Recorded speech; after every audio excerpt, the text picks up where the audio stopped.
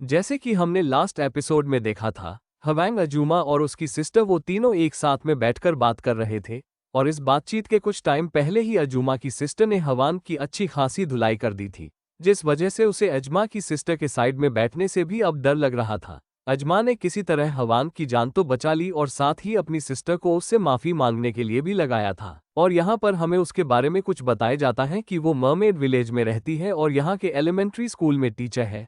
वो लेडी उसे थोड़ा सा टीज करती है, मुझे माफ कर देना कुछ टाइम पहले के लिए, मगर तुम्हारी इस हरकत के लिए तुम्हारी पिटाई तो जरूरी थी। वो दोनों एक दूसरे के साइड में तो बैठे थे मगर एक दूसरे से बात नहीं करते, बस एक दूसरे को तिरछी नजर से घूरते हैं। अजमा को इस बात से थोड़ी शांति मिलती है कि ये दोनों एक दूसरे के साइड में बैठकर भी झगड़ नहीं रहे। कुछ टाइम बाद हवांग को याद आता है कि उसे अपनी जॉब पर भी जाना है, इसलिए वो वहां से जल्दी करते हुए जाने लगता है और अजमा से कहता है मुझे अभी जल्दी में जाना है, इसलिए मैं ब्रेकफास्ट बाद में कर लूंगा। और अजमा को उसकी चिंता होने लगती है क्योंकि हवांग कुछ दिनों से अपने ब्रेकफास्ट को स्कीप कर रहा था। वो कहती है अगर तुम इसी तरह अपने ब्रेकफास्ट को स्कीप करते रहे तो किसी दिन तुम्हारी तबीयत खराब हो जाएगी। हवांग को इस बात की ज्यादा चिंता नहीं थी। वो वहां से जल्दी जाते हुए कहता है कुछ दिनों से पीसीआर टेस्ट के लिए काफी लोग आ रहे हैं, इसलिए मुझे जल्दी जाना होगा। और वही साइड में अजमा की सिस्टर उससे पूछती है क्या इसकी यूनिवर्सिटी यही पास में है, तो अजमा उसे बताती है कि ऐसा नहीं है, बल्कि ये न्यू हेल्थ सेंटर डॉक्टर है स्क्रीनिंग सेंटर में। यूनी को इस बात से काफी हैरानी होती है कि वो इतना यंग है और ये उसे डॉक्टर कह रही है।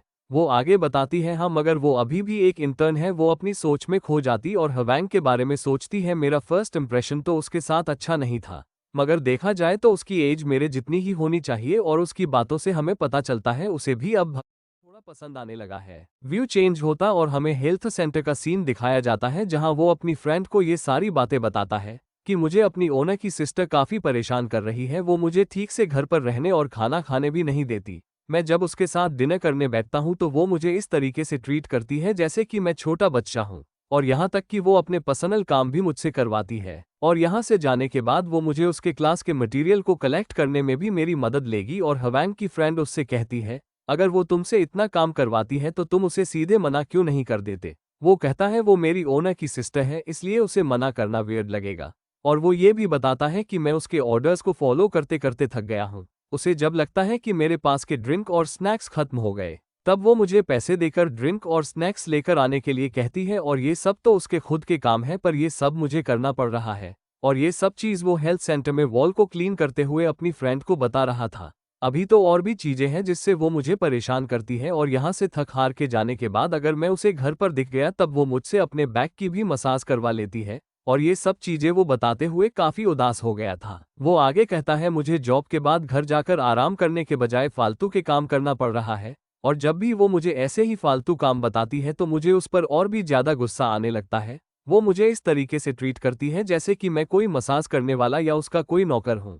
हालांकि मुझे कई बार मसाज करते हुए मजा भी आता है, मगर इसका मतलब ये नहीं कि मैं तुम्हें जब भी खाली दिखूं तब तुम मुझसे मसाज करवा लो। और क्या मैं तुम्हें कोई मसाज करने वाले दिखाई देता हूँ जो वो मुझे कभी भी मसाज के लिए ऑर्डर दे देती है। उसकी इस तरीके से बात सुनकर उसकी फ्रेंड को भी उसके ऊपर तरस आता है। हवांग अब अपने घर और जॉब से इतना परेशान हो गया कि उसे ऐसा लगने लग गया कि वो पूरे 24/7 जॉब कर रहा है।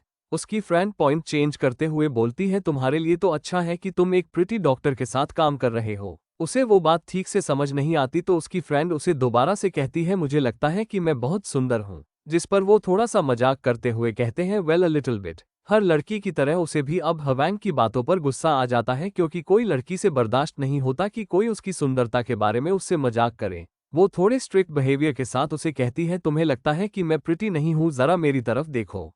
वो अपने मास्क को उतार के हवांग को दोबारा से उसकी तरफ देखने के लिए बोलती है और देखो ध्यान से कि मैं कितनी सुंदर दिख रही हूँ। वो हवांग की तरफ अपनी अट्रैक्टिवनेस शो करती है और हवांग उसकी बात को थोड़ा लाइटली लेते हुए बोलता है हाँ तू ही दुनिया में सबसे सुंदर है। और उसकी बात सुनकर उसकी फ्रेंड को इतनी ज्यादा खुशी होती है जिसकी कोई हद नहीं। वो हवांग को बताती है तुम्हें तो पता ही होगा कि हमें आज स्क्रीनिंग स्टेशन डॉक्टर के साथ डिनर पर जाना है। इसी के साथ ये एपिसोड यहीं पर खत्म होता है, तो मिलते हैं नेक्स्ट वीडियो में।